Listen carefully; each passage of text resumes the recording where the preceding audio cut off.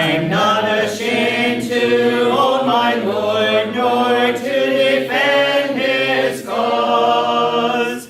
Maintain the honors of his word, the glory of his cross.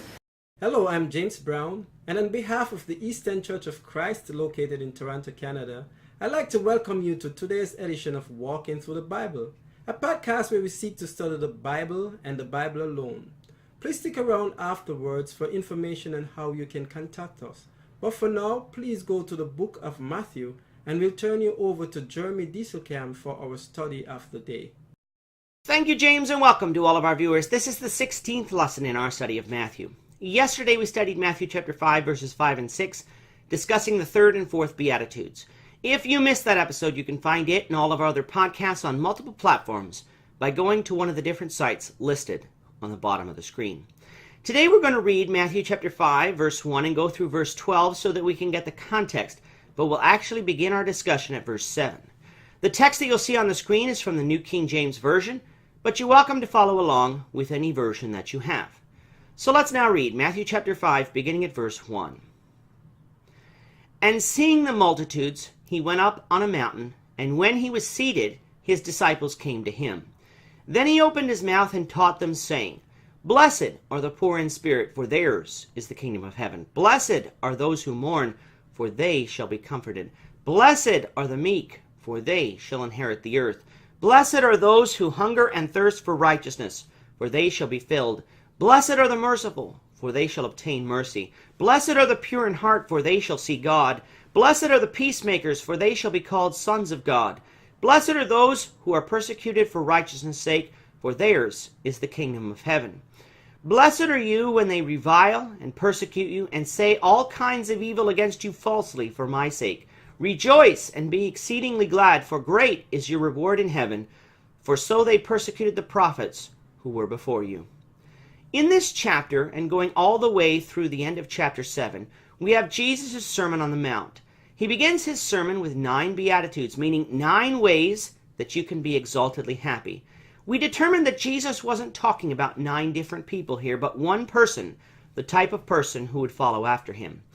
He began with, Blessed are those who are poor in spirit, for theirs is the kingdom of heaven, and blessed are they that mourn, for they shall be comforted. Yesterday we talked about blessed are the meek, for they shall inherit the earth, and blessed are those who hunger and thirst after righteousness, for they shall be filled. For an analysis of what Jesus meant by these 4 Beatitudes, we refer you to lessons 14 and 15 of this series. The next Beatitude is, Blessed are the merciful, for they shall obtain mercy. The merciful are the ones who forgive others of the wrongs that they commit. Jesus would later teach this lesson in this sermon. In Matthew chapter 6, verse 12, and then verse 14 and 15, we read, And forgive us our debts, as we forgive our debtors. Skipping to verse 14, For if you forgive men their trespasses, your heavenly Father will also forgive you. But if you do not forgive men their trespasses, neither will your Father forgive your trespasses. Christians are to be a forgiving people. Forgiving someone, along with seeking forgiveness from someone, are perhaps the 2 most difficult things we need to do in life. Forgiving others doesn't mean that we don't seek that the one who wronged us repents, nor does it mean that the one who wronged us might not have to face some earthly consequences, but Christians aren't given the option of holding a grudge. We're told to forgive. What is the reward of the merciful? They will obtain mercy. In James 2:13 we read, For judgment is without mercy to the one who has shown no mercy. Mercy triumphs over judgment. If we don't forgive others, we shouldn't expect others to forgive us. Likewise, if we don't forgive others, we shouldn't expect God to forgive us. Those who show mercy will have mercy shown to them, but those who don't, won't. The next Beatitude is, Blessed are the pure in heart, for they shall see God. The pure in heart are those who have a sincere heart towards God. Sincerity is not based on our own perceptions, but on God's perceptions. In Colossians 3:22, Paul writes, Bondservants, obey in all things your masters according to the flesh, not with eye service as men pleasers, but in sincerity of heart, fearing God. Someone who is sincere will not only want to obey God in all things, but will actually seek out the scriptures to ensure that they are obeying God in all things. And if they find out that they are not, they will change. Too often I find Christians are willing to accept the word of others when studying the Bible without ever studying the matter for themselves.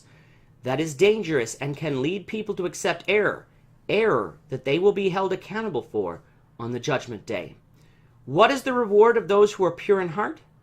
They will see God, meaning they will be forgiven of their sins and be allowed to be in the presence of God in heaven.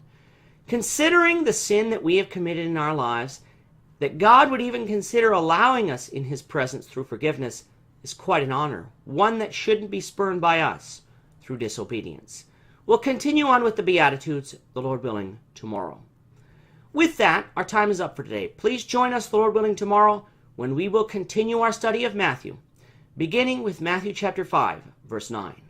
Thank you, Jeremy. And to our viewers, we also thank you for watching. Don't forget to subscribe to our YouTube channel by clicking on the subscribe button below. Should you have a question or comment, please leave it below or email it to answerintheword@gmail.com. We'll try to respond to you as quickly as we can. We hope you'll join us, Lord's willing, tomorrow when we will be continuing on our study in the book of Matthew. Goodbye for now and have a great day. I'm not ashamed to own my Lord, nor to